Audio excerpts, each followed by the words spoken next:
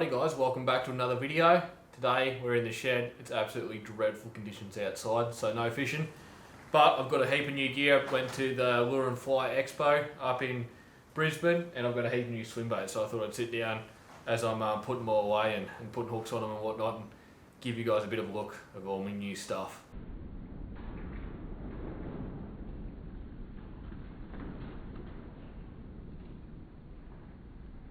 Righto, so we'll start off with a heap of new handmade timber lures that I've got.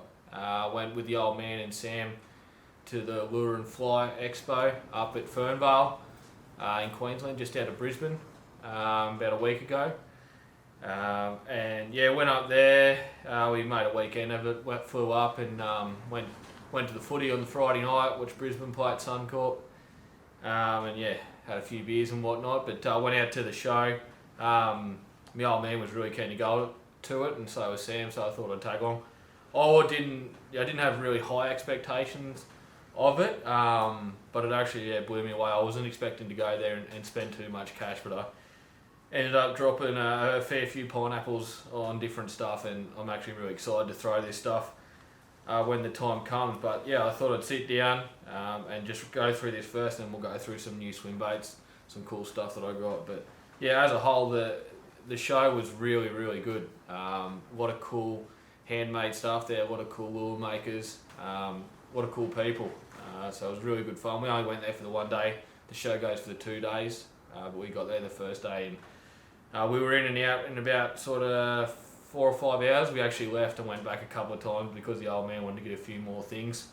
But yeah, really fun. So we'll jump in and have a look at it. To start off with, I've got a couple of Jew lures, so I'll just start. Not that I'm a Jew fisherman at all, but you never know, one day I might get into it. I just thought these were really cool. So this is the first one. I think it's a Murray kneebone, I think. Don't quote me on it, but just a cool big through wire handmade Jew lure. Really cool. 45 bucks I think that one was. I will try and go through all the prices on them, but yeah, just a real nice finish. All these are handmade, so awesome. Then I went to the Jollop lure stand. I really like the Jollop stuff. I think he makes a really cool bait. So I just got a couple of things from him. That's the first one there. Hopefully this is focusing for you. But that's just a little rat that I got for a bit of bass fishing come summertime. You could throw it for cod as well, but yeah, it's more of a big sort of bass top water lure. Really cool. Really love the paint jobs on them.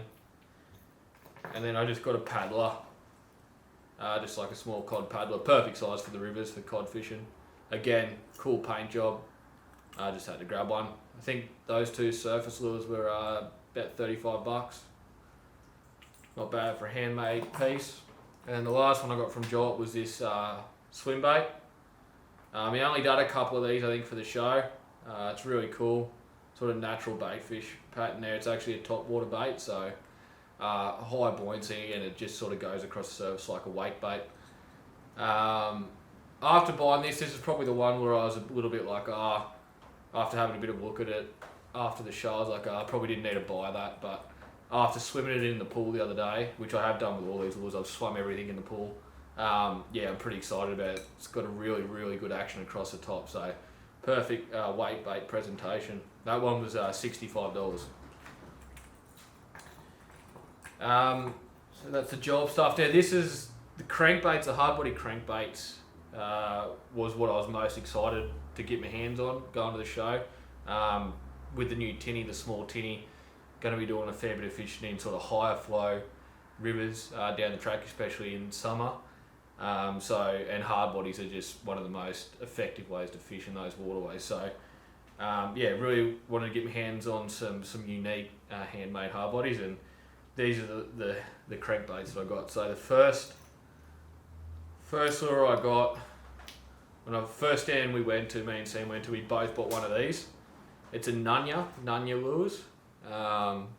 Big hard body, jointed hard body. So I got that one, and I also got the unjointed version, which is that one there. So they're cool baits. The paint job on these Nunyas is by far the best paint jobs I've ever seen on any lures. They're unreal. Don't know how he does them, but they are the best paint jobs.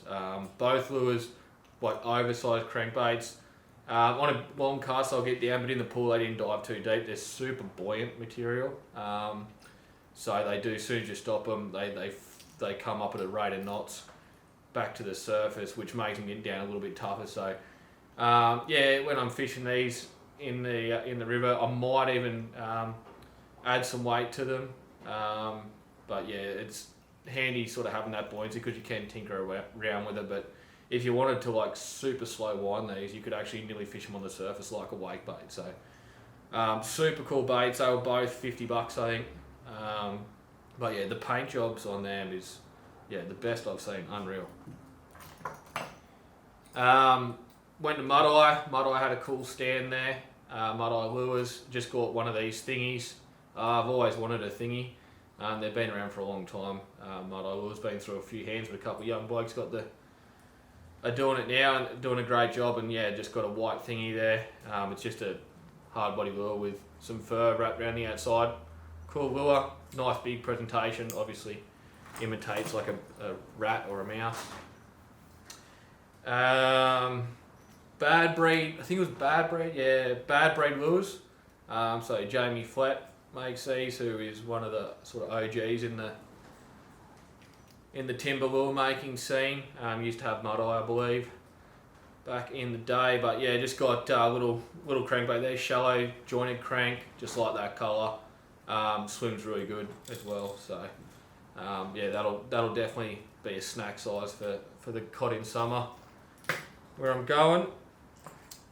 This one here was a mulga Ridgy Didge. This guy was sort of out away from a lot of people, and we just sort of picked him up as we were leaving this little store. The thingy was 50, I think, and Jamie Flatt was 35, I think.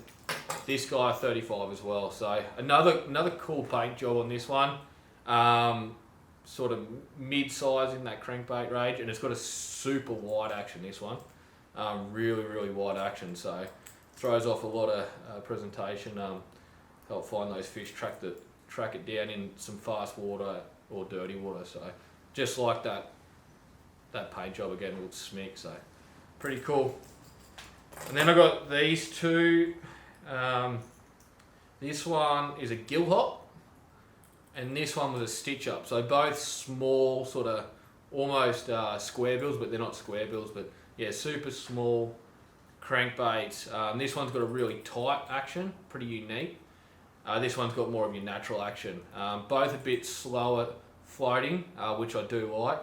And yeah, these are probably the two favourite lures I picked up. There's some people be like, oh, there's nothing special, that's just a plain white, but there's just something about that, having that big painted white in the water, just looks unreal. I just love white for cod fishing, so really excited to throw those. I'll be going in my normal waterways in the rivers, fishing off the bank, and also in the tinny in the fast flow. So they're sort of bread and butter cod lures for next summer. So that's the crankbaits that I got. That's pretty much all I wanted to do. And then just as we're about to leave, the old man went in to grab something else. Me and Sam were just sitting out the back having a yarn, and an old fella come and sat down next to us, and Sam just started yarning to him. Anyway, one thing led to another, and he was a lure maker, but didn't have a stand at the show. But yeah, we ended up finding out that he had some lures in the back of his car out in the car park. So we ended up making our way out there and started having a look at some of his lures that he had in the back of his car, and he made an unreal lure. So some people might know of him, but it was bull ship lures he was, and he had about 6 boxes of lures, and as soon as he opened the first box I was like, oh shit, I'm going to have to jump in here. So he did all these, I bought 5 of his lures for $20 each out of the back of the car. These were both 35 as well, I think. So yeah, the sort of 35 was the going rate for sort of a crankbait. But yeah, these are the bull ships. So I've got one of these. The finish on these, again, unreal. This one's like a Jew lure. Could also use it as a cod lure. Good action, nice tight wobble. Yeah, really like the action on that. About 140, 45, 50 mil, 150 mil. So I got that. So I got that for sort of Jew, but I will use it for cod as well. This one, smaller, sort of slender profile. It's almost like a Rapala sort of. I'd say it's 120 mil, sort of that Rapala shape. Got that for flathead. Again, love the colour, and swims unreal. That'll definitely catch some flathead come spring when I'm doing a bit of flathead fishing. This one here, jointed, sort of slender, shallow running hard body. Swims kind of like a tiny clash actually, like a sort of got a Swimbait appeal to it. Probably about 150 mil, and honestly you could throw this for anything. You'd catch Jew on it. I'm pretty keen to throw it for cod and also for flathead, so it's a bit of an all-rounder. I just thought it was really cool. I think he had three of these in the back of his car, and Sam bought one, the old man bought one, and I bought one. So again, great fish. I just love that colour, just really unique and looks great. So I'm looking forward to throwing that. And then the last two things I bought off him were two bent minnows. Soon as he opened the box with these, and I just jumped in and nearly jumped over Sam to grab them. Obviously I'll be throwing these for flathead in the spring. That one's probably like your sort of 150 size. That one's more of like your 190 up to 200. Didn't get a good look at the action of these in the pool just because it's a short space to sort of get the action going, whereas these bent minnows on a super long cast, the further away they are, the better the action you get, but they'll definitely work well for the flathead. So again, unreal finishes on them, and really excited to throw them for the flathead when it starts to warm up in that spring period. So that's it. That's all I got from the Lure and Fly Expo. Again, I thought it was really, really well run event, and I'll definitely be going back next year and taking some more cash. I think probably spent about $600 all up to get all those lures, which is pretty good, you know. I want to make a bit of a conservative effort to start using this handmade stuff a bit more so than that mass-produced sort of Chinese junk. I want to focus on these handmade lures, which are really cool. You know, people have put the effort in to make these, and they'll hold up better than some of the junk we get in. And yeah, I'm just really looking forward to throwing these, especially those crankbaits when it's summertime, high flows in the rivers and fishing out of the tinny. So they're going to be really good. Righto, so we'll jump in now to some of the new Swimbait stuff I've got. Do have a few cool things. I'll start with the DRT stuff. So Bait Religion, if you haven't been watching some of my stuff, Bait Religion are bringing in DRT these days. So this is some of the new stuff that I've got from Bait Religion. Clash 9, I've been doing really well in the Clash 9s lately. I think Bait Religion still have a few of these available. This is just the DRT bass colour in the K9, which is my favourite colourway that DRT do. So just got a couple of K9s in that colour to stock up. I've pretty much nearly got the whole DRT range in that colour now, so a bit of a collection going on. This one here is the DRT Ghost. You would have seen me talk about this a little bit, but I thought I'd just include it in this video. Big bait, about 14 inches. Unreal bait, like you need a big combo to throw it, but I've actually had some pretty cool encounters on this so far, and I do have a video coming out down the track of catching a proper cod on this. Comes with a bib, but I've just been fishing it without the bib on the surface. 2 joints, and it's just like a big snake in action along the surface. Really cool bait, expensive, but definitely worth it. That's in the DRT Tiger colourway, just there. So been really happy with the DRT Ghost. Then Kish sent me this one the other day. This is the DRT Frenzy. So I think 16, 17 inches, which is just huge. It's a lot more intimidating in person than what I thought it was going to be. Still in the box, haven't thrown it yet, but I will be throwing it for Murray Cod. When I first got the Ghost, I was like, oh shit, that's big. I don't know if that's going to be too big, but after seeing what this can do and the encounters I've had with it, this looks kind of small, and especially when you compare it to the Frenzy. The Frenzy's just another level again of a big bait. Super unique DRT lure. You can do some reading up about it. Basically, it's a hollow design which takes some weight out of it, so you can still cast it at that size. I do know Kish has caught a really big cod on the Frenzy so far, and some other people have done alright on the Frenzy. So though it's a big bait, it'll still get bit. So looking forward to throwing that. Righto, this is another one, another handmade or hand poured swim bait. I think out of America that Kish from Bait Religion has got in. Believe there is still some available on the Bait Religion site, and this is a KDS carp. So I don't think you can get much more lifelike than that. It's a super realistic carp profile. Soft plastic, wedge tail, so kind of like a Huddleston, 10-inch Huddleston. I didn't know how these would swim actually, but I was pleasantly surprised when I threw this in the pool.